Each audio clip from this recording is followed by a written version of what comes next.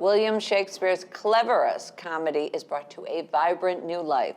Separated from her twin brother in a shipwreck and washed ashore in an unfamiliar land, Viola disguises herself as a man to work for the Duke and then finds herself in the middle of a love triangle. Well, we had a chance to sit down with the director and some of the cast. I'm your host, Front Row Phyllis. Welcome, and thank you for joining us, Tyrone Phillips, the director. Thank you for having me. We talked a little off camera, how to take Shakespeare, Twelfth Night, and recreate the whole story. Yes. You did it. Yes, it's exciting to say. We're setting it in the Caribbean. Yes. And Illyria is this fictional place, right? And so we said, well, it's about love, it's about magic, it's about music. And for me, being a first-generation Jamaican American, it was a no-brainer.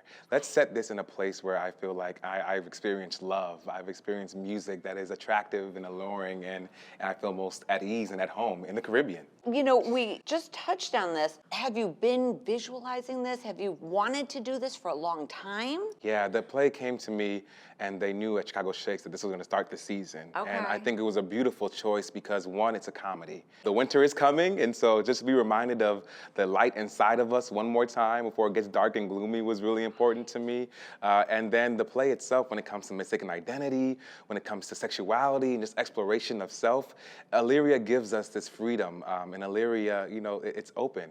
There's so much possibility that is possible versus saying, okay, we're going to be in America and do this play with all of our social constrictions. And so I'm excited by this cast who are stellar. Every single person in the ensemble have just brought themselves to the roles in such a beautiful way that I'm excited for the world to see it. Have you worked with any of the cast before? I have. Okay. There are some people who I have, but then there's some people who I haven't at all. Right. Jaeda, our lead. Viola, this is my first time working with her. It's crazy at first, like, oh my God, you don't know her at all?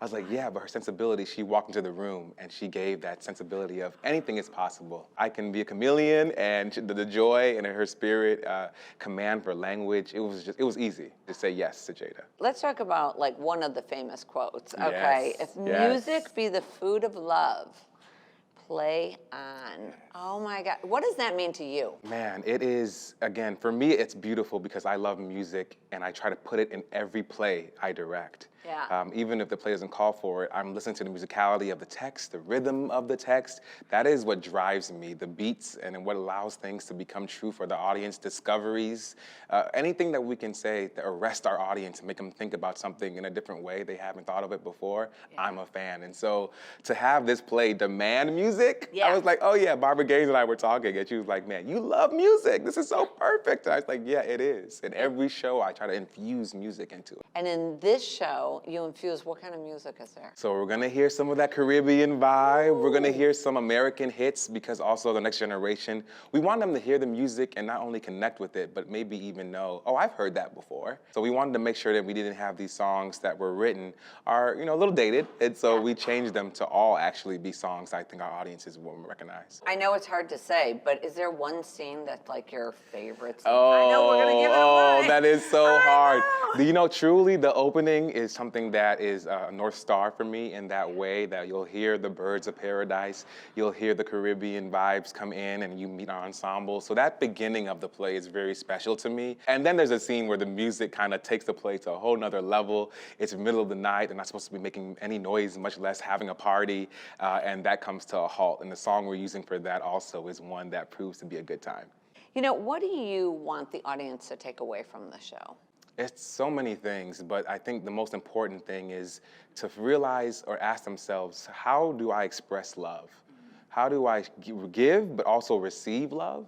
And not only from a person, but how do I expect and feel love from my community? Yeah. What are the signs that we can use? Malvolio, you're gonna meet Paul, who plays Malvolio for us. A lot of people have a problem with how his story ends in the original text, and we've actually changed ours to talk about it. It sets him up to kind of come back and do ill harm, I think, to our community. We didn't want that, and so we looked at that story and that arc and said, okay, how do we make sure he knows he's loved and apologize, and then to say, we need you, right? We need you in your right mind to be a part of our community. And so for me, the audience is realizing, what is my love language, right? How do I continue to show love? And then how do I even, again, fulfill that for myself is really important. Welcome and thank you for joining us, Jaeda and Lavonne, who plays Viola, And Paul Oakley Stovall, I have to say Stovall. You because got I it. love You that. got it. Who plays Malvolio. How are you? Exhausted. Uh-huh. Yeah. Yeah. Heading into Rehearsal. more exhaustion, getting ready for the show this tech week. So guys, what is the main message behind Twelfth Night? Well, it's funny because our characters are at the opposite end of the spectrum. She's head over heels from the first scene with someone that she meets. And I have spent a lifetime pretending that love doesn't matter to me. Right. The name Malvolio even means ill will. He's the person that, your friend who's like, I don't need a man, I don't, and you kind of start to believe him, but deep down, you need some form of love.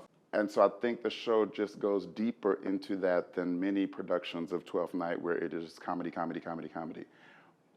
We go a little deep. It's a very funny show. Yes, it is. Come see it, it's very funny. But we hit some chords of aching that actually make the other parts mean even more. The love feel even bigger. Your heart burst even more. It goes so deep. Yeah, I feel like when at the top of our show, you see Viola dropped immediately into grief. And that's where we begin. And so I think not being afraid to lean into those moments of darkness, of grief, but then finding community. Like she's now discovering this new place and finding love, being surprised by it. We have different types, new mans, different types of love, not just romantic, but just community. What is it to be loved by your community, not loved by your community, to be able to call a place home? Loving and respecting yourself. Yeah. And the ultimate love is, as my mother, Joyce Marie Oakley Stovall, always says, if you can't sit alone with a book and love yourself, it doesn't matter what anybody else tries to bring into your life. You have to be your favorite person. Yeah. That's so beautiful. That's the kind of love.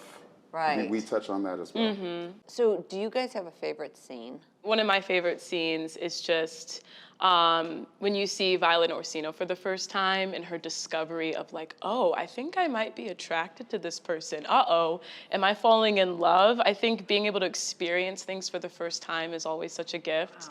And so I think that's probably one of my favorite scenes to play out, of just that discovery of like, oh, you're hot. Oh, you're okay, wait a second, something's happening. What's going on? So what do you guys want the audience to take away from the show? It's easy for me. There's a lyric that, we do a lot of songs that are familiar to people that we've infused into the show. And one of them talks about how nothing comes from violence and nothing ever could. We all know what's going on in the world. And I think that we didn't know that when we started rehearsing the song in. And what we meant by it was nothing comes from treating other people poorly. Right. Let people love how they want to love and let people do what they have to do. But now when we sing it, you can kind of feel the whole cast you're wobbling. Yeah. Right? Yeah. So I just want people to remember nothing ever good will come from making fun of this person or teasing that person. Right. Of course, it can go on a much larger scale, as we see. But the core of it is nothing comes from being nasty. And that's what I think that you guys have done with this play, this production that's been around for so long, and really make it more about what's going on in the world now. Otherwise, what's the point of continuing to do these plays and this body of work if it's not connected to us and what we're going through? That's what makes it so timeless, because there's always something to learn. So it's like, what is it that we can learn from this show? Why here, why now? Always things we ask ourselves as artists whenever we do a project. Well, thank you guys again. I know that we're just in the 6th hour of the 11th hour day. It's a great way to put it. It's very true. 12th Night playing at the Chicago Shakespeare Theater, October 25th through November 26th. Live from the Chicago Shakespeare Theater, it's Front Row Phyllis.